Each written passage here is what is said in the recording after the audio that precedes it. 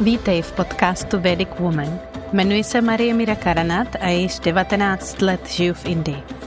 Přináším ti indickou moudrost až do tvého obýváku skrze každodenní příběhy ze života, védskou recitaci manter, energetiku a mindset. Chceš sobě cítit hluboký klid, vyrovnanost a být spokojená, i když se třeba okolo tebe všechno bortí? Vítám tě. Jsi tu na správném místě. Pojďme si společně užít dnešní epizodu.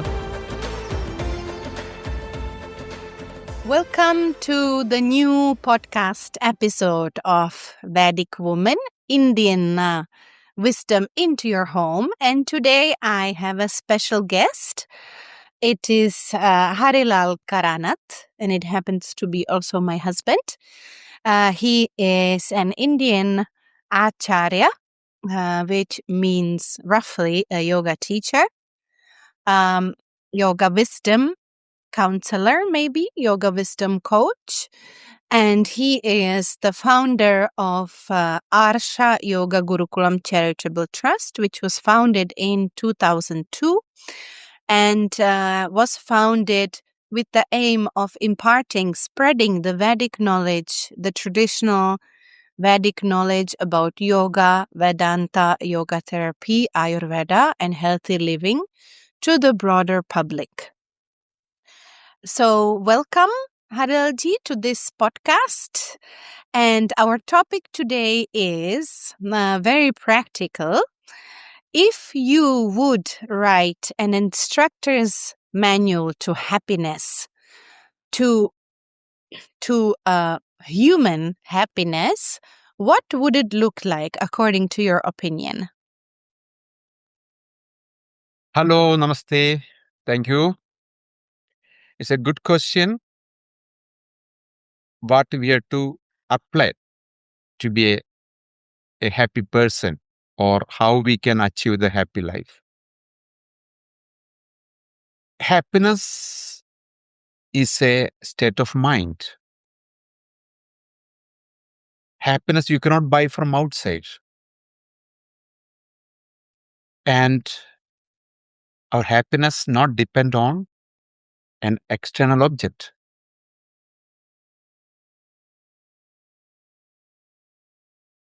If I get a spicy food as a breakfast, I'll be happy. If the same spicy food I give to a child or to an average person from Europe, he will not be happy. That means the food is not responsible for our happiness. Our attitude is behind our happiness or suffering. Sage Patanjali said, our mind experiences the world in 5 different ways. In all these 5 different ways can be enjoyable or suffering. Klishta and aklishta, enjoyable or suffering. The same thing can create happiness as well as suffering. That means happiness is an attitude. It's not from outside. That means what you need for happy life is the happiness. What you have to do for a happy life is this: be happy. It's our decision. We are deciding. Santosha, there is a word santosha. If you translate santosha by a dictionary, you can see happiness. Santosha means happiness. But in Sanskrit, in spirituality, santosha means contentment. This is what makes us happy. If you are a content person, you will be always happy. We have so many complaints. We have not enough money, we have no good job, we have no good partner. But you see, most people in the world, they have enough to live. They have enough security. They have enough food.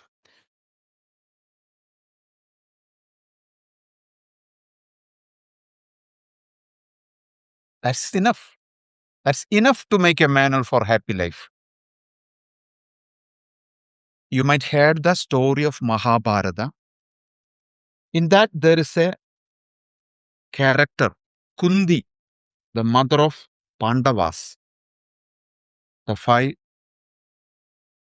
characters, brothers in Mahabharata. Their mother, Kundi, she's an embodiment of patience. She had very tough life. When she was young, her parents donate her to their relative to adopt her because they had no children. Even though she had a biological parents living in next country, she brought up as an adopted child. Adopted child who have some kind of lack of freedom. But she patiently faced that. And her whole life had difficulties. She became a mother when she was teenage. Because of the fear, she gave up the child. She kept it secret all her life. And the child brought up somewhere else, which she knew only when her official children and this abandoned child has to fight in a war, and one of them has to die in the war. Only that time she recognized her child, the first child is alive. By that time, the children were enemies each other.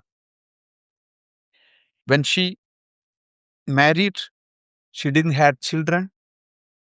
Then she had to get a children through artificial fertilization. When she had the children through artificial fertilization, her husband died. And all this kind of difficulties she brought up. Then she has to fight. Her children has to fight, and his first child died. And there was a point, her children, the children who won in the war, is living for pilgrimage and they don't come back. That means everything she lost, all children is lost. That time the Krishna asking her, when all the people survived in the war, recognize Krishna is an incarnation, is a avadara. So everybody approached him for some boon, some blessing. But Kundi was not bothered about getting boon. She was content and relaxed. Then Krishna is the nephew of Kundi in this life, even though he's an incarnation.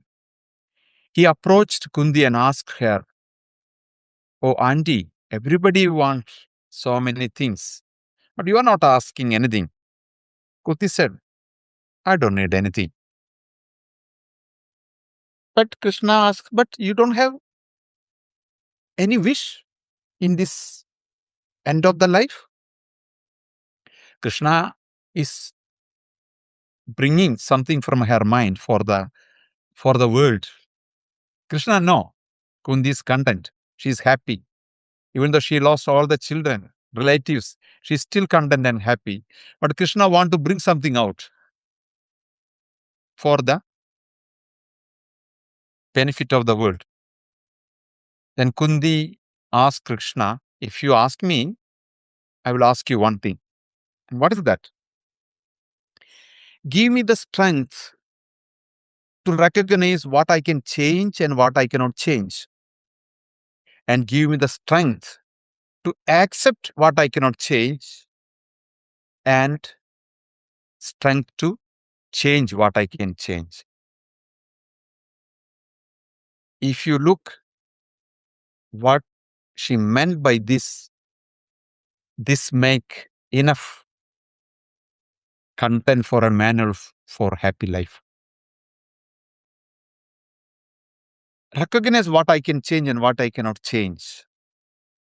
Something you cannot change.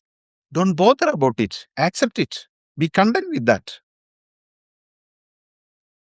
We want to change the behavior, the habit of our partner, our children, our parents, our neighbor. If you can recognize what we can change it. Something we cannot change it, just accept it. That's all. That make you content. That contentment make the life happy. So, one more thing you can think. If you are not able to develop this quality, if you fail in this because the education we got, the cliche we got from the society, or by some natural calamities, then you have to think about manage and maintain the mind. If you cannot develop contentment, or by some reason, if you fail, then how to manage and maintain the life? Maintain the mind. That's what we give many tools in spirituality. It can be bhakti, it can be meditation, it can be mindfulness, it can be philosophy, that you can find what is fit for you with the help of a guru. That is a tool for maintaining our mind. Once you maintain, don't forget contentment. That's what make us happy. That's the only thing make us happy. That is come within us. That's a tool, and what is the result is happy life. So it sounds very easy, actually, when you say that. Accept what you cannot change and change what you can change. But then there is also, I think, a third sentence, but have the wisdom to know the difference. So I think that is a key point, because a lot of times we are confused in between what is right, what is wrong, what we can change, what we cannot change. So, but yeah, it sounds very easy. So, is this how can it look in practice? How can we achieve that one day we will be able to do this? So, is it through the techniques you mentioned, or is it through repetition? We keep repeating this in our mind, or keep it somewhere written on the wall and contemplate about that. Does that help?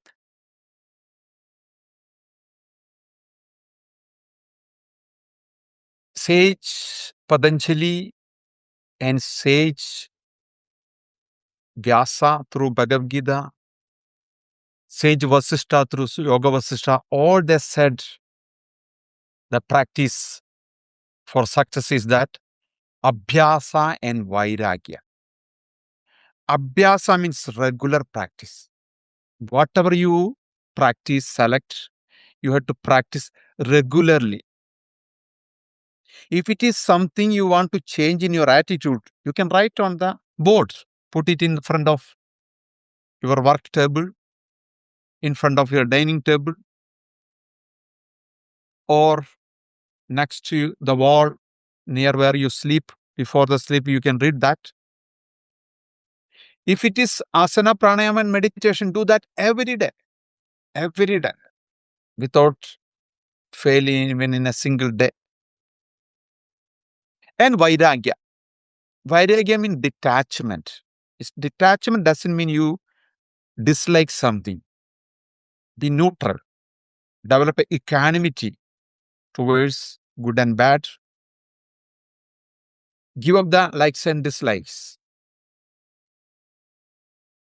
So develop a equanimity towards, especially towards the things you don't like or negative things of the world. Now war is happening. Develop equanimity. It's not under your control. You can only pray for that. So develop the vairagya, the equanimity. Then whatever the target you made as a practice, that do regularly. If it's a decision, put it in a paper in front of your table. If it is asana and meditation, do that every day. in a fixed time. Yeah. Okay, so actually nowadays for a modern person, discipline, the word discipline, which means abhyasa, regular practice without break, it requires a certain discipline. For a modern person or person of nowadays, people say, oh, I don't have time, I have little time, I'm always traveling. And actually, it also is connected with the willpower. How they think it's discipline is something forcing. We are forcing ourselves to do something. That is a discipline. And so is this discipline, what is the meaning of the discipline here? And also, is there for a modern person who doesn't have a time, is there any shortcut? Discipline is lot misused by the society. Only self-discipline we can call discipline. Other one is not discipline actually. It's an artificial discipline. Only self-discipline is the real discipline. Other one is artificial discipline. If you want to discipline, you should limit your desires. Everyone has 24 hours in a day, not more, not less. Rich people doesn't get 30 hours in a day. So what we have to do? We limit our desires. When we limit our desires, we don't complain we have no time. If your neighbor has a Mercedes Benz, it is not necessary we also should have. We can have a jet, private jet. We can also have only a bicycle. So limit our desires according to the circumstances. Do not desire what we don't deserve. That's called aparigraha, one of the 10 commandments of yoga.